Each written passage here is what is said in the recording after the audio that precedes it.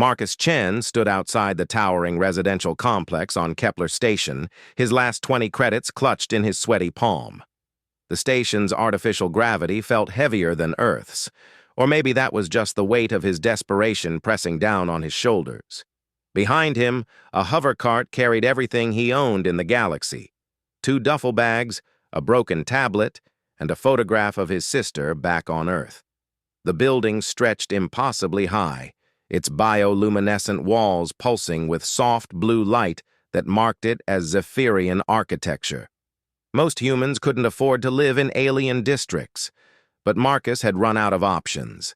Every human quarter on the station had waiting lists longer than his arm, and his job at the cargo docks barely paid enough for food, let alone rent. He pressed the communication panel beside the main entrance, watching as symbols he couldn't read scrolled across the display. A melodic voice answered, speaking in perfect standard Galactic with an accent that made each word sound like music. "State your business, please." "I'm here about the rental unit," Marcus said, trying to keep the desperation out of his voice. "The posting said you had something available." A pause. Then, "You are human." It wasn't a question.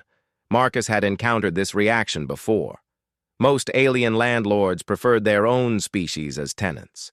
Humans had a reputation for being loud, destructive, and unpredictable. Some of that reputation was unfair. Some of it wasn't. "Yes, ma'am.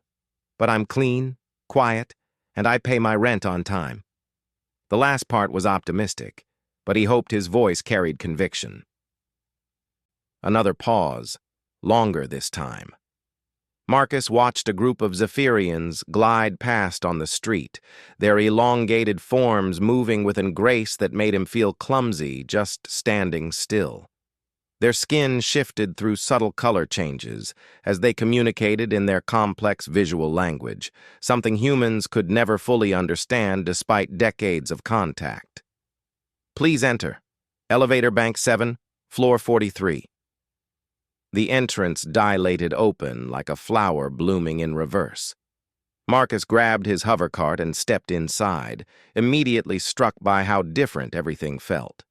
The corridors were wider than human standards, with higher ceilings that accommodated the Zephyrian's impressive height. Soft, bioluminescent strips provided gentle lighting that seemed to respond to his presence, brightening slightly as he passed. Elevator Bank 7 was easy to find, marked with both standard Galactic script and Zephyrian pictographs. The lift arrived silently, its doors opening to reveal an interior that looked more like the inside of a living organism than a mechanical device. The walls had a subtle texture that reminded Marcus of skin, and they warmed slightly under his touch as he reached for the floor selection. Floor 43 came quickly. The elevator opened onto a corridor lined with what appeared to be natural growth rather than constructed walls. Everything curved and flowed, as if the entire building had been grown rather than built. Marcus had heard that Zephyrian architecture was based on their homeworld's living cities, but seeing it in person was something else entirely. Apartment 4317 sat at the end of the corridor. Before Marcus could announce himself, the door dissolved away, revealing the being he'd spoken to through the comm system. She was tall even by Zephyrian standards, probably close to 8 feet in height. Her skin held a soft pearl luminescence that shifted between pale blue and silver as she moved. Like all her species, she was elongated and graceful, with delicate features that seemed almost too refined for this universe. Her large, dark eyes studied him with an intelligence that made Marcus feel like she could read his thoughts. "I am Lirelai Thessandra," she said, her voice carrying that same musical quality he'd heard through the intercom. "I manage this building for the Thess Family Collective." "Marcus Chen," he replied, offering what he hoped was a respectful nod. Human customs of handshaking didn't translate well to most alien species. "Thank you for seeing me." She gestured for him to enter, and Marcus stepped into what was clearly her personal residence rather than just an office. The space was breathtaking.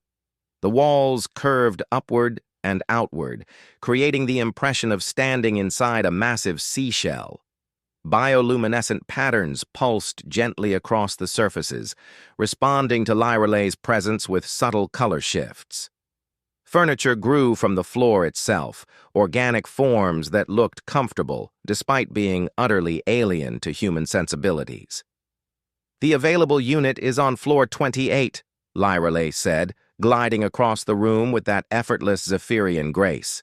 "It is smaller than most in this building, designed originally for our adolescent children. However, it should accommodate a human adequately." Marcus nodded, though inside he winced. If it was designed for Zephyrian children, it would probably be cramped for him, and he was only average height for a human. But beggars couldn't be choosers, and he was definitely a beggar at this point. "The monthly rent is 400 credits, Lyralay continued, "plus utilities and building maintenance fees." Marcus felt his heart sink. 400 credits was more than he made in a month at the docks, even with overtime. His face must have shown his disappointment, because Lyralay's skin shifted to deeper blue tones, which he'd learned indicated curiosity or concern in Zephyrian body language.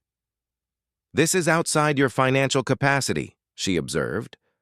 "I can pay 200 now," Marcus said quickly, pulling out his credits.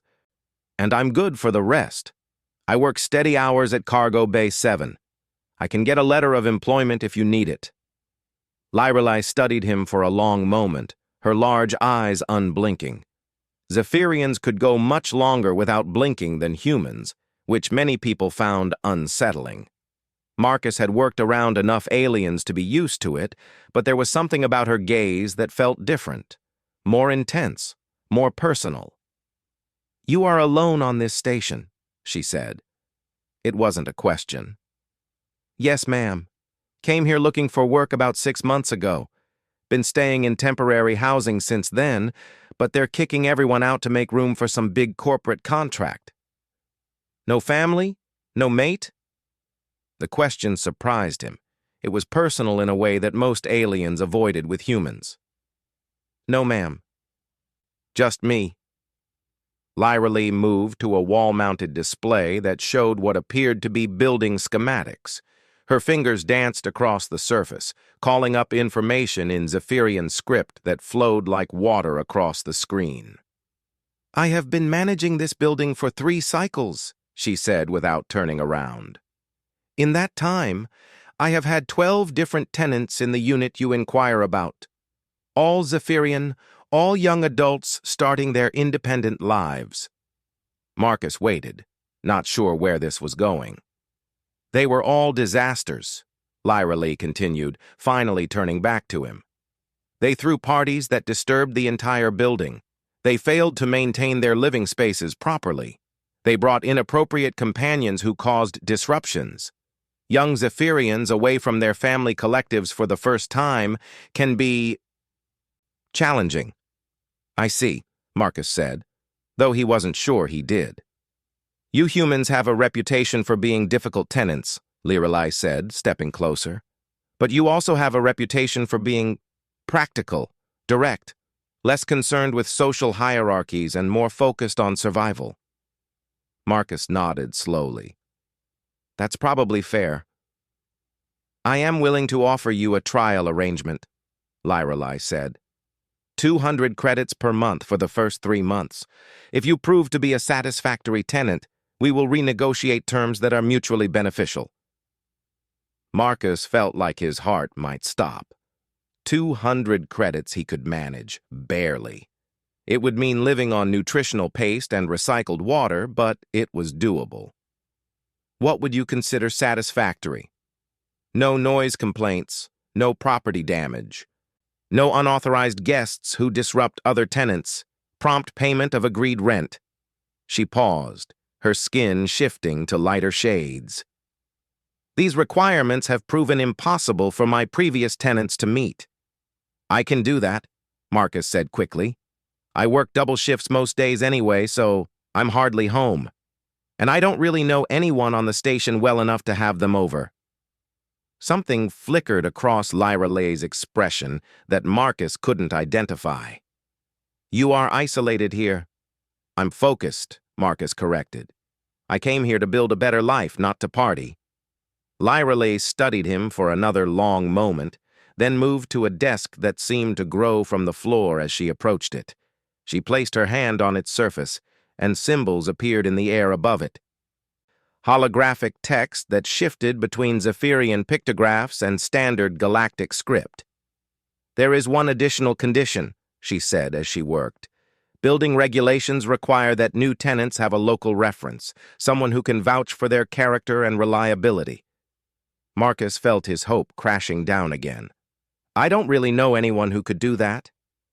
"I will serve as your reference," Lyra Lay said quietly. Marcus stared at her. "You? But you don't know me." "No," she agreed. "But I am an excellent judge of character. And you—" She paused, her skin cycling through several subtle color changes. "You remind me of myself when I first came to this station." "You're not from here originally?" "I am from the Andorian Collective, 3 sectors away. I came here to establish independence from my birth collective." "It was difficult." Her voice carried a note of something Marcus couldn't identify. Sadness, regret. She finished whatever she was doing with the desk display, and a physical document materialized from the surface. The lease agreement was printed in both languages, with terms that were better than anything Marcus had dared hope for. "There is one other matter we should discuss," Lyra Lay said as Marcus read through the contract. "This building houses primarily single residents. We have few mated pairs and no families with offspring." "Okay," Marcus said, not sure why this was relevant. "Zephyrian culture places great importance on pair bonding and collective family structures. I am unusual in that I live alone by choice." Her skin shifted to deeper blue tones. "Some of my neighbors find this concerning. They believe that an unmated female of my age must be either defective or dangerous." Marcus looked up from the contract. "That's ridiculous." "Perhaps, but it affects my standing in the building community. Having a human tenant vouched for personally by me will only reinforce their concerns." "Are you trying to talk me out of signing this?" Marcus asked. "I am ensuring you understand what you are agreeing to. Association with me may make your life here more complicated than it would otherwise be." Marcus thought about his alternatives. Sleeping on the streets, trying to find space in overcrowded human shelters, or leaving Kepler Station entirely with no money and no prospects. "I think I can handle some judgmental neighbors." Lyra Lay's skin brightened noticeably. "Very well. Welcome to your new home." "Marcus Chen." As Marcus signed the lease agreement, he couldn't shake the feeling that this arrangement was about more than just finding an affordable place to live. There was something in Lyra Lee's manner, in the way she'd looked at him, that suggested she might need this arrangement as much as he did. But for now, he had a roof over his head and a chance to build something stable. He had no idea how much his life was about to change, or how much he was about to change hers in return. 3 weeks into his tenancy, Marcus had settled into a routine that surprised him with its simplicity. He woke before the station's artificial dawn, worked his double shifts at the cargo docks, and returned to his small apartment exhausted but content. The unit was indeed cramped by human standards, but it was clean, quiet, and most importantly, his. The Zephyrian architecture had taken some getting used to. Everything curved and flowed in ways that human construction never did. His bed emerged from what looked like a living wall, adjusting its firmness based on his body temperature and weight. The bathroom facilities required some trial and error, but once he figured out the bio-responsive controls, they were surprisingly comfortable. The food preparation area was minimal, but since he mostly survived on ration packs anyway, that wasn't a problem. What surprised him most was how much he enjoyed the building's unique atmosphere. The soft bioluminescence that pulsed through the walls created a sense of being inside something alive and welcoming. The air circulation system seemed to anticipate his needs, providing cooler temperatures when he came home overheated from work and warmer air when he woke up in the morning. He rarely saw other tenants, which suited him fine. Most Zephyrians were active during periods when he was either sleeping or working. The few times he encountered his neighbors in the corridors, they acknowledged him with polite but distant nods. He could sense their curiosity about the human in their building, but no one seemed hostile. The exception was Lorelei. She appeared at his door every few days, always with some official reason. Building maintenance notifications, updates to station regulations, requests for feedback about the unit's environmental controls. But Marcus noticed that these visits often stretched longer than necessary, and their conversations wandered far from building management topics. "The atmospheric processors in Section C are being upgraded next week," she said during one such visit, standing in his doorway with a tablet displaying building schematics. "There may be minor fluctuations in air quality during the transition." "Okay," Marcus said, stepping aside to let her enter. "Should I do anything specific?" "The building's systems will compensate automatically," Lorelei replied, but she made no move to leave. Instead, she looked around his small living space with obvious curiosity. "You have made no modifications to the unit." Marcus shrugged. "It works fine as is. Besides, I don't really own anything worth decorating with." Most tenants personalize their spaces immediately. Young Zephyrians especially feel the need to establish territorial markers that distinguish their space from their family collective's influence. "I'm not young, and I don't have a family collective to rebel against," Marcus said. "This is already more personal space than I've had in years." Lorelei's skin shifted to pale green tones that Marcus had learned indicated surprise or confusion. "You lived in shared accommodations before this?" "Shared, crowded temporary accommodations. Before that, I was on a transport ship where I had a bunk in a room with 11 other people. Before that, I was staying in my sister's spare room back on Earth, trying to save enough money to get off-world." "Why did you leave Earth?" The question was more personal than their usual conversations. Marcus found himself answering honestly. "Nothing left for me there. My sister has her own life, her own family. I was just in the way. And the job market for someone with my skills is pretty much non-existent. Earth's got more people than opportunities." Lorelei moved to his small window, which offered a view of the station's central hub. Ships came and went constantly, carrying cargo and passengers to destinations across the galaxy. "You seek opportunity among the stars." "I seek a place where I can be useful," Marcus corrected. "Earth doesn't need another cargo handler with a basic education and no special talents. But out here on the frontier stations, they need people who can work hard and learn fast." "And you believe this station can provide such a place?" Marcus joined her at the window. "It's providing it already. 6 months ago, I had no money, no job, and no prospects. Now I've got steady work, a place to live, and I'm actually saving a little money each month. Not much, but enough to feel like I'm moving forward instead of just treading water." Lorelei turned from the window to study his face. "You are content with this life?" "Content enough," Marcus said. "Why do you ask?" Her skin cycled through several rapid color changes before settling on a soft blue. "My neighbors have been curious about my human tenant." Marcus felt a familiar tightness in his chest. "Are they complaining? Because I've been careful about noise, and I haven't had anyone over, and I always clean up after myself in the common areas." "No complaints about your behavior," Lorelei assured him quickly. "Their curiosity is of a different nature." "What kind of curiosity?" Lorelei moved away from the window, her elongated form seeming to flow across the small room. "They wonder about our relationship." Our relationship? Marcus felt confused. You're my landlady. I'm your tenant. That's the relationship. Yes, Lirali agreed, but her skin remained the pale blue that indicated uncertainty or distress. However, the frequency of my visits to your unit has been noted, as has the fact that I personally vouched for you, rather than following standard reference procedures. Understanding began to dawn on Marcus. They think we're... what? Dating?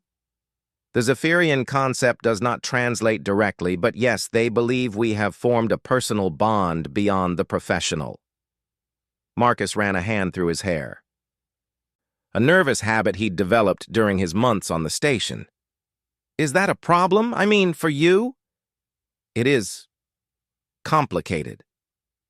Lirali seemed to struggle with the words. In Zephyrian society, unmated adults past a certain age are expected to either return to their family collective or form new pair bonds. My choice to live independently is already viewed as aberrant.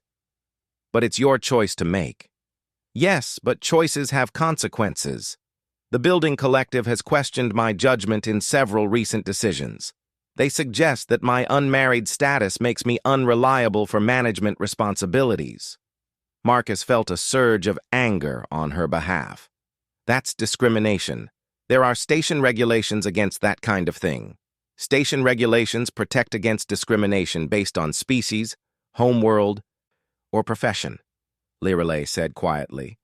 They do not address cultural expectations within species-specific communities. So what are you saying? That I should move out to protect your job? No. The response came quickly, with more force than Marcus expected. I am saying that we should be prepared for increased scrutiny, and perhaps we should discuss what our actual relationship is. Marcus felt his heart rate increase. What do you mean?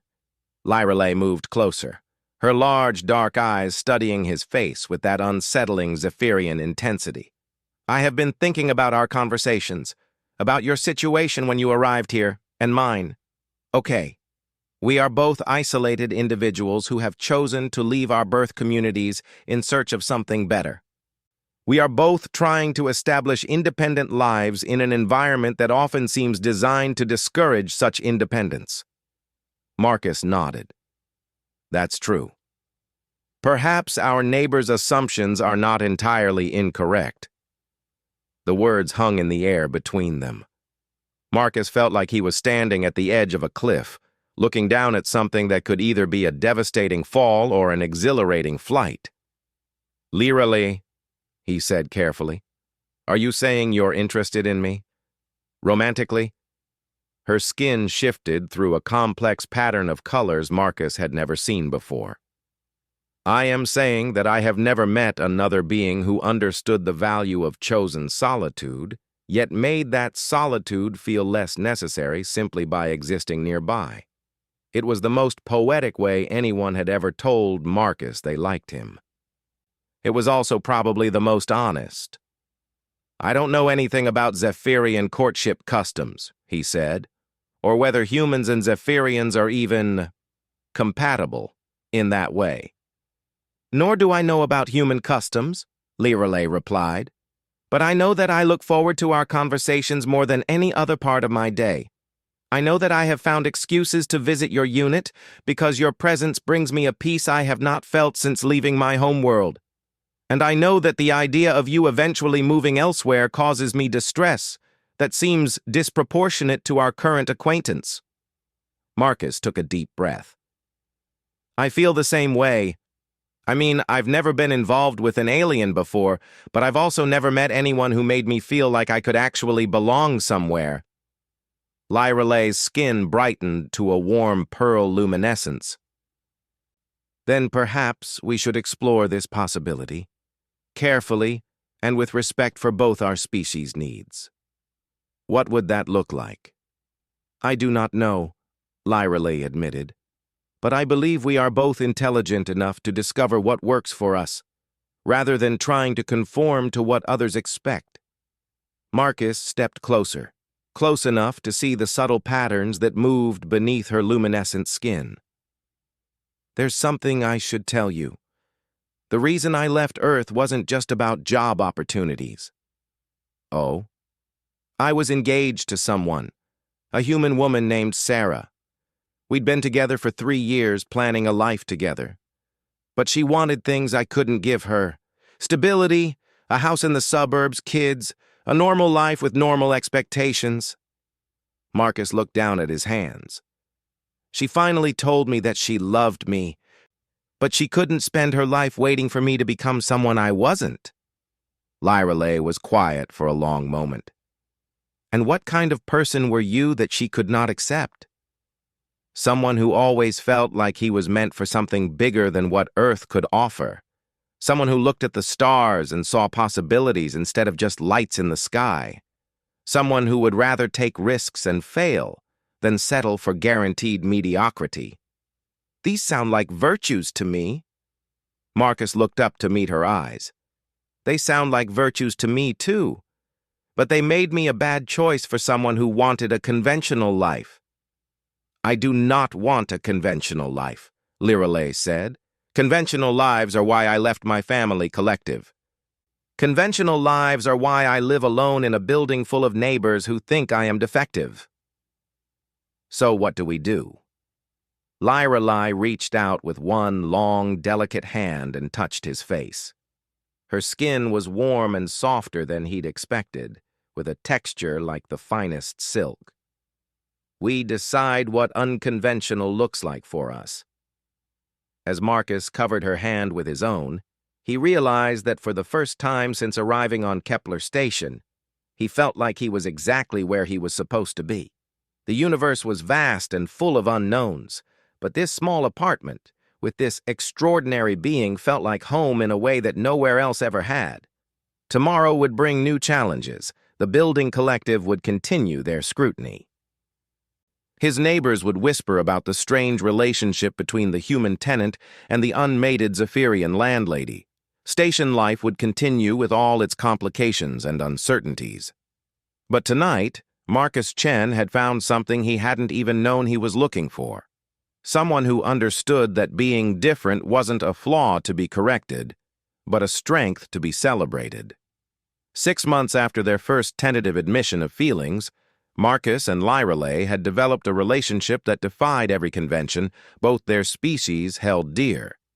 They spent their evenings together in either his small apartment or her larger one, sharing meals that blended human and Zephyrian cuisine, discussing everything from station politics to philosophy to their dreams for the future.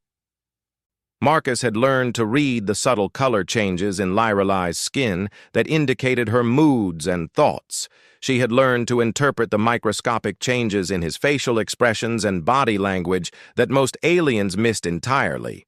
They had created their own communication style, part verbal, part visual, part intuitive understanding that neither had experienced with their own species.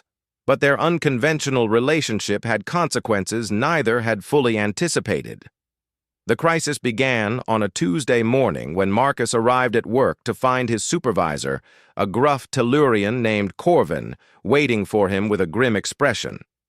"Chen, we need to talk," Corvin said, his 4 arms crossed in a gesture that meant serious trouble.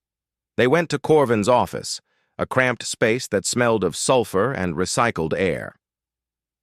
Corvin closed the door and activated a privacy screen, which made Marcus's stomach clench with anxiety. "I'm going to be straight with you," Corvin said. "There's been a complaint filed against you with station administration." "A complaint? For what?" "Improper fraternization with station residents. Specifically with a Zephyrian female in a position of authority over your housing situation." Marcus felt the blood drain from his face. "Who filed the complaint?" "The Thess family collective. They own the building where you live." Corvin leaned back in his chair, which creaked under his considerable weight. "They're claiming that your relationship with their building manager represents a conflict of interest that violates your work permit conditions. That's ridiculous. My personal life has nothing to do with my job performance." "Your job performance isn't the issue," Corvin said. The issue is that work permit holders are required to maintain proper standing with their local residential authorities. If the Thes Collective formally complains that you're exploiting your tenant status for personal gain, it could affect your right to work on this station. Marcus stared at him. Exploiting? I pay my rent. I follow building rules. I've never asked for any special treatment. But you are sleeping with your landlady. The blunt statement hung in the air between them. Marcus had never actually confirmed the physical nature of his relationship with Lorelei to anyone, but he supposed it was obvious enough. My relationship with Lorelei is consensual and has nothing to do with my housing situation, Marcus said firmly. That may be true, but proving it will be complicated. Corvin pulled up a file on his desk display. The Thes Collective is claiming that your below-market rent represents compensation for sexual services. They want you evicted from the building and potentially deported from the station. Marcus felt like he'd been punched in the gut. Can they do that? They can try. Station administration takes these kinds of allegations seriously, especially when they involve cross-species relationships.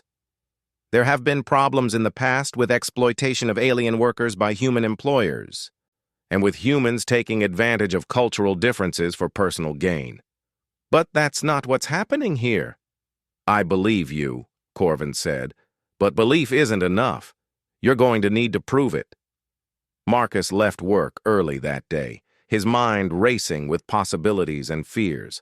Losing his job would be bad enough, but being deported from Kepler Station would mean starting over again with nothing, probably on some backwater planet where humans were barely tolerated.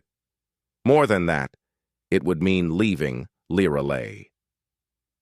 He found her in her apartment, standing by her communication console, with her skin flickering through rapid color changes that indicated extreme distress. She looked up when he entered, and her expression told him she already knew. The collective contacted me an hour ago, she said without preamble. They are demanding my resignation from building management, effective immediately. They can't fire you for having a relationship. They are not firing me for having a relationship, Lorelei said bitterly. They are firing me for conduct unbecoming a family representative and failure to maintain proper professional boundaries with building residents. Marcus crossed the room and took her hands in his. Her skin was cooler than usual, another sign of stress. We'll fight this. There have to be legal protections. Legal protections exist for employment discrimination based on species or homeworld, Lorelei said. They do not exist for cultural violations within family collective structures. The Thes Collective has every right to remove me from my position if they believe I have brought shame to their name. What about us? What happens to us? Lorelei's skin shifted to deep blue, the color of sadness and loss. I do not know. If I lose my position, I will have to find other employment, perhaps on another station, perhaps return to my homeworld. No. The word came out with more force than Marcus intended. No, we're not giving up. There has to be another way. What other way? The collective has made their decision. Your work permit is in jeopardy. We are both facing exile from the lives we have built here. Marcus paced across the room, his mind working furiously. There had to be something they could do, some angle they hadn't considered. As he thought, an idea began to form. It was crazy, probably impossible, but it might be their only chance. What if we proved them wrong? He said suddenly. What do you mean? They're claiming our relationship is exploitative, that you gave me special treatment in exchange for sexual favors. What if we could prove that's not true? How would we prove such a thing? Marcus turned to face her, his expression intense. By showing that our relationship is real, committed, permanent. Lorelei's skin went through a complex series of color changes. Marcus, what are you suggesting? I'm suggesting we get married. The words hung in the air between them like a challenge to the universe itself. Lorelei stared at him, her large eyes wide with shock. Married, she repeated. It's legal under station law. Interspecies marriage is recognized as legitimate with full legal protections. If we're married, then our relationship can't be called exploitative. It becomes a legitimate family unit with legal standing. Marriage is not something to enter lightly, Lirale said carefully, for either of our species. I'm not suggesting it lightly, Marcus said. I love you, Lirale. I've loved you for months, but I was afraid to say it because it seemed too big, too important for someone like me to offer to someone like you. Her skin brightened to warm pearl tones. Someone like you? A broke human with no prospects and nothing to offer except hard work and determination. And someone like me? Beautiful, brilliant, sophisticated, capable of so much more than managing apartment buildings for people who don't appreciate what they have? Lirale moved closer to him, her expression soft. Do you truly believe that marriage would solve our problems? I believe that marriage would change the nature of our problems, Marcus said honestly. Instead of fighting accusations of exploitation, we'd be fighting prejudice against interspecies couples. Instead of defending a questionable relationship, we'd be defending a legitimate family unit. It's not perfect, but it's better legal ground. And if the prejudice proves stronger than the legal protections? Marcus took her hands again, looking directly into her eyes. Then we face it together, as a team, as partners who chose each other despite what everyone else thought we should do. Lirale was quiet for a long moment, her skin cycling through subtle color changes as she considered. Finally, she spoke. In Zephyrian culture, marriage is a sacred bond that connects not just two individuals, but their entire family collectives. By marrying outside my species, I would be severing my connection to the Thes collective permanently. I'm sorry, Marcus said. I didn't realize. I was not finished, Lirale interrupted gently. By severing that connection, I would be free to create a new collective of my own choosing. A collective that values individual choice over traditional expectations. Marcus felt his heart rate accelerate. Is that what you want? What I want, Lirale said, is to build a life with someone who sees possibilities where others see only problems. Someone who chooses to take risks rather than accept limitations. Someone who makes me feel like the person I was meant to be rather than the person others expect me to be. Is that a yes? Lirale's skin brightened to the most beautiful luminescence Marcus had ever seen. That is a yes. 3 days later, they stood before Station Magistrate Vex in the Civil Ceremonies Chamber, with Corvin and Lirale's friend Zara as witnesses. The ceremony was brief but meaningful, conducted in both standard Galactic and Zephyrian, with vows that emphasized mutual respect, chosen partnership, and commitment to building something new together. When the magistrate pronounced them legally bonded under station law, Marcus felt like he was stepping into a completely new version of his life, not just because he was married, but because he was married to someone who understood that the best relationships weren't built on compromise and settling, but on mutual encouragement to become the best possible versions of themselves. The legal challenges didn't disappear overnight. The Thes collective continued their complaints, but the nature of those complaints changed. Instead of exploitation, they now argued cultural contamination and improper family formation. Station administration, faced with a legitimate marriage between legal residents, found their arguments much less compelling. Marcus's work permit was reviewed and upheld. Lirale found new employment with a multi-species housing cooperative that valued her skills and experience without demanding conformity to traditional cultural expectations. 6 months after their marriage, they moved into a new apartment in a different building, one designed for mixed-species families with accommodations for both human and Zephyrian needs. It was larger than either of their previous homes, with space for the life they were building together. As Marcus stood in their new living room, watching Lirale arrange bioluminescent plants that would respond to both their presence. He reflected on the journey that had brought them here. He'd come to Kepler Station as a broke human with no money and no prospects, looking for nothing more than a chance to work and survive. Instead, he'd found something he'd never known he needed. A partner who understood that love wasn't about becoming what someone else wanted you to be, but about becoming the best version of who you already were. And Lirale, who had been an unmated alien landlady, facing cultural pressure and professional discrimination, had found something equally unexpected. A family she had chosen rather than been born into, built on mutual respect and shared dreams rather than traditional obligations. Their relationship still raised eyebrows among some station residents. Interspecies couples were uncommon, and human-Zephyrian pairings were practically unheard of. But they had legal protections now, and more importantly, they had each other.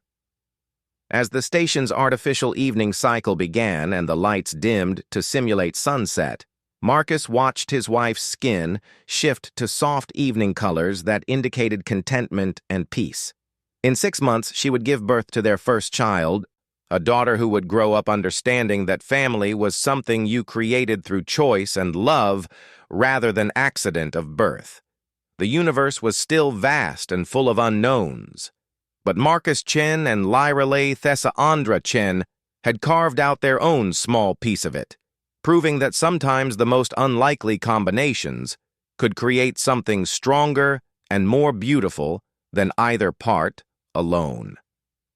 And on a space station where millions of beings from hundreds of species lived and worked together, their little family represented something that gave hope to other misfits and outcasts.